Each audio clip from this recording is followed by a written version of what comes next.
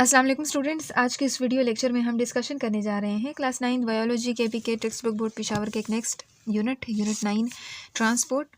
Transport क्या है? Transport को आमतौर पर हम आम अल्फाज में आमदो रफ्त भी कह सकते हैं, नकल व हरकत इसको हम नाम देते हैं।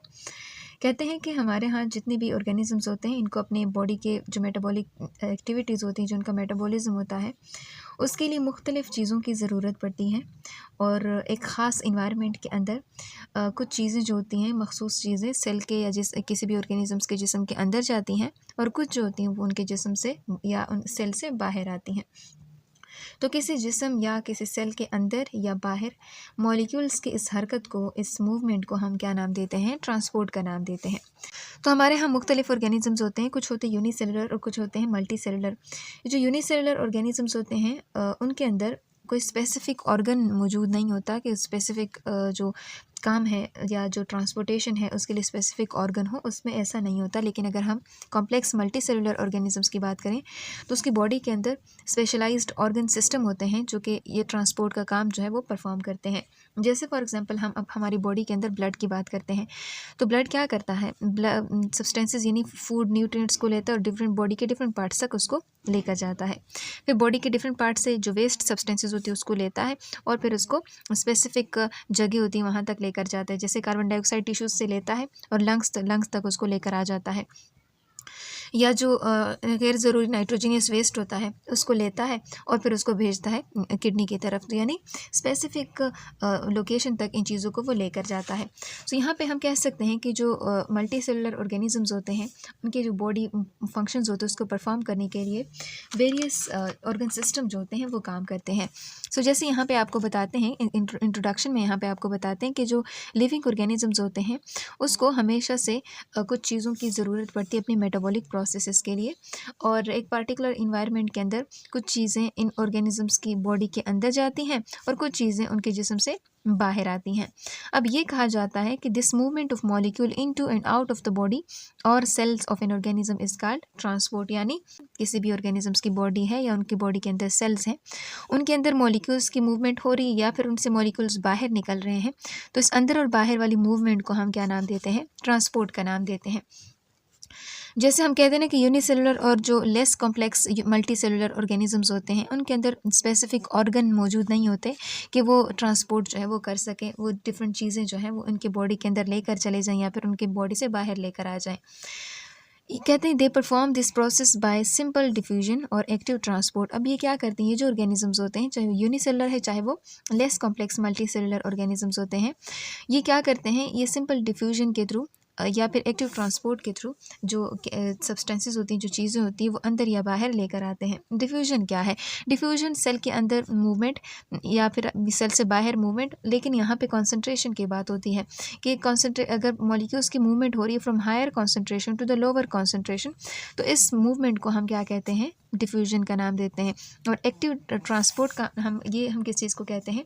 ये वो ट्रांसपोर्ट होती है कि ये मॉलिक्यूल्स की मूवमेंट होती है कि जिनके अंदर एनर्जी का इस्तेमाल होता है, जिनके लिए एटीपी की ज़रूरत होती है। तो इस तरह के ट्रांसपोर्ट के लिए हम एक्टिव ट्रांसपोर्ट का वर्ड यूज़ करते हैं।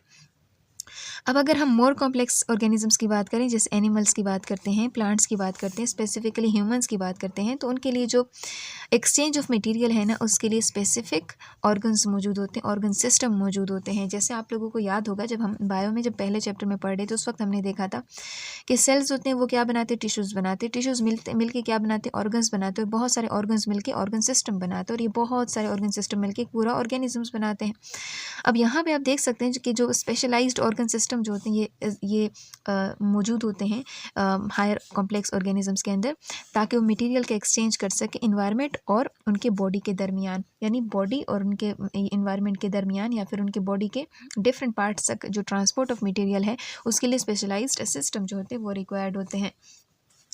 जैसे यहाँ कहते हैं each and every cell of the body needs food and oxygen and also needs to remove the waste products it produces during the metabolic activities. अब देखो जितने भी लिविंग ऑर्गेनिजम्स होते हैं उनके अंदर, सेल्स के अंदर मेटाबॉलिक एक्टिविटीज़ जो होती है परफॉर्म हो रही होती है, और हर सेल के लिए ज़ाहिर इन मेटाबॉलिक एक्टिविटीज़ के लिए केमिकल उनको चाहिए, उनको ऑक्सीजन चाहिए, उनको बहुत सारी न्यूट्रिएंट्स चाहिए होते हैं।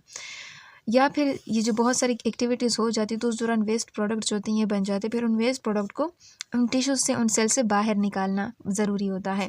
कहते हैं every cell is not in direct contact with the external sources to get nutrients और रिमूव वेस्ट। अब देखो, हर एक सेल के पास ये एक्सेस नहीं होता कि वो बाहर के माहौल के साथ इंटरेक्ट करे और जो भी अपने न्यूट्रिएंट्स है वो वहाँ से डायरेक्टली हासिल करे, या फिर जो वेस्ट सब्सटेंसेज होते हैं वो डायरेक्टली इन्वायरमेंट में रिलीज़ कर दें। तो हर सेल के पास तो ये मतलब कॉन्सेप्ट नहीं होता मल्टी सेलुलर ऑर्गेनिजम्स के पास। कहते हैं ये जो सेल्स होते हैं ये डायरेक्ट कांटेक्ट में नहीं होते विद द ऑर्गन्स और द टिश्यूज और the cells of the body where the nutrients are formed and waste are stored. अब देखो, ये जो सेल्स होते हैं ये डायरेक्ट कांटेक्ट में नहीं होते उन ऑर्गन, टिश्यूज़ या उस बॉडी के उन सेल्स के पास जो क्या करते हैं, जो इन न्यूट्रिएंट्स को बनाते हैं या फिर वेस्ट को स्टोर करते हैं। जैसे आप देखते हैं कि हमारी बॉडी के अंदर हम क्या करते हैं, फूड लेकर चले जाते हैं, हमारी बॉडी के अंदर एब्जॉर्ब हो जाता है। अब जाहिर है वो तो स्मॉल इंटेस्टाइन के अंदर एब्जॉर्ब हो गया। अब वो जो एब्जॉर्ब फूड है वो किस तरह से हमारे ब्रेन तक जाएगा, क्योंकि वो तो हमारे इंटेस्टाइन के अंदर मौजूद है ना, वो किस तरह हमारे ब्रेन तक जाएगा, किस तरह हमारे बोन्स तक जाएगा, किस तरह से हमारी बाकी टिश्यूज़ तक जाएगा। इसी तरह जो हम एक सिस्टम की बात करते हैं, हमारा जो रिस्पायरेटरी सिस्टम है वो क्या करते हैं, ऑक्सीजन को अंदर लेकर चला जाते हैं। तो वो ऑक्सीजन जो है हमारी बॉडी के डिफरेंट पार्ट्स तक कैसे लेकर जाएगा, या फिर हमारे बॉडी के डिफरेंट पार्ट्स के अंदर कार्बन डाइऑक्साइड जो वो बन जाता है, ये carbon dioxide different body part से कैसे हमारे लंग्स तक आएगा, किस तरह से हम उसको बाहर रिलीज़ करेंगे। अब कहते हैं न्यूट्रिएंट्स है, वाटर है, तो ये सारी चीज़ों को ट्रांसपोर्ट करने के लिए एक स्पेशलाइज्ड सिस्टम ज़रूरी होता है, या जो वेस्ट प्रोडक्ट जो है वो इन सेल्स के अंदर बन रहे हैं उनको रिमूव करने के लिए एक स्पेशलाइज्ड सिस्टम होना ज़रूरी है। अब कहते हैं जितने भी ऑर्गेनिजम्स होते हैं, चाहे वो यूनिसेलुलर है चाहे वो मल्टी सेलुलर है, अब इनमें प्लांट्स भी आ सकते हैं, इनमें एनिमल्स भी आ सकते हैं, इसमें सिंपल भी आ सकते हैं, इसमें कॉम्प्लेक्स भी आ सकते हैं, हर एक के अंदर एक स्पेशलाइज्ड ट्रांसपोर्ट सिस्टम होता है उनके बॉडी के अंदर, जिसके ज़रिए से वो जो ज़रूरी चीज़ें होती हैं उनकी बॉडी के अंदर जाती हैं या बॉडी के अंदर मौजूदा सेल्स के अंदर जाती हैं, और जो गैर ज़रूरी चीज़ें हैं, जो वेस्ट हैं, उन सेल से बाहर निकलती हैं, फिर उनको बॉडी से बाहर निकाला जाता है। तो एक स्पेशलाइज्ड ट्रांसपोर्ट सिस्टम हर एक ऑर्गेनिजम्स के अंदर मौजूद होता है।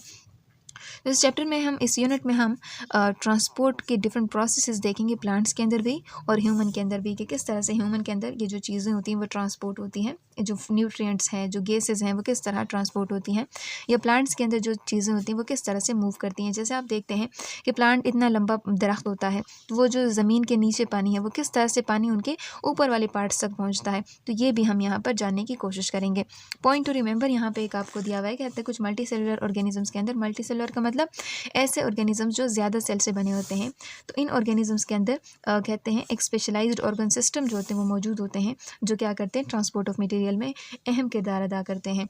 लेकिन अगर हम यूनिसेलुलर ऑर्गेनिजम्स की बात करें, यूनिसेलुलर का मतलब जो एक सेल से बने हुए ऑर्गेनिजम्स होते हैं, जैसे कि बैक्टीरिया है वो यूनिसेलुलर है। अब उनके अंदर ऐसा कोई सिस्टम मौजूद नहीं है कि जिनके अंदर वो, जिसके ज़रिए से वो ट्रांसपोर्ट ऑफ मटेरियल कर सके, तो वो क्या करता है, वो डिफ्यूजन के थ्रू चीज़ें जो होती हैं उनके बॉडी के अंदर या बाहर जाती हैं, ऑस्मोसिस के through, sufficient for the transport of material. ये सिर्फ उनके लिए यही काफ़ी होता है कि जिसके ज़रिए से वो ट्रांसपोर्ट ऑफ मटेरियल कर सके, बॉडी के अंदर या बॉडी के बाहर लेकर चला जाए। सो हमने क्या देखा, हमने कहा कि ट्रांसपोर्ट जो है किसी भी मॉलिक्यूल्स की movement into and out of the body और द सेल, तो इस मूवमेंट को हम क्या कहते हैं, ट्रांसपोर्ट का नाम देते हैं। और जो यूनिसेलुलर ऑर्गेनिजम्स होते हैं उनके अंदर स्पेशलाइज्ड ऐसा कोई सिस्टम मौजूद नहीं होता, लेकिन मल्टी सेलुलर ऑर्गेनिजम्स के लिए ऐसा स्पेशलाइज्ड सिस्टम ज़रूरी भी होता है और मौजूद भी होता है। और ये क्यों, क्योंकि उनकी बॉडी के अंदर बहुत सारे सेल्स होते हैं और हर एक सेल जो होता है वो डायरेक्ट कॉन्टैक्ट में नहीं होता बाहर के इन्वायरमेंट के साथ, तो हर एक ऑर्गेनिज्म जो होता है वो डायरेक्ट न्यूट्रिएंट बाहर से नहीं ले सकता या फिर अपने वेस्ट प्रोडक्ट बाहर माहौल में नहीं छोड़ सकता, तो उसके लिए एक स्पेशलाइज्ड सिस्टम होता है जो कि ये काम करता है, जो न्यूट्रिएंट को उनकी तरफ लेकर जाता है और वेस्ट सब्सटेंसेस को वहाँ से निकाल के लेकर बाहर लेकर आता है। तो उसके लिए स्पेशलाइज्ड सिस्टम होता है, और ये अंदर लेकर जाना और बाहर ले जाने वाला जो निज़ाम है इसको हम ट्रांसपोर्ट सिस्टम कहते हैं, और ये डिफरेंट ऑर्गेनिजम्स में डिफरेंट तरह का हो सकता है। सो यहाँ पे हम प्लांट के जो ट्रांसपोर्ट सिस्टम है वो फिर नेक्स्ट लेक्चर में इंशाल्लाह देखेंगे।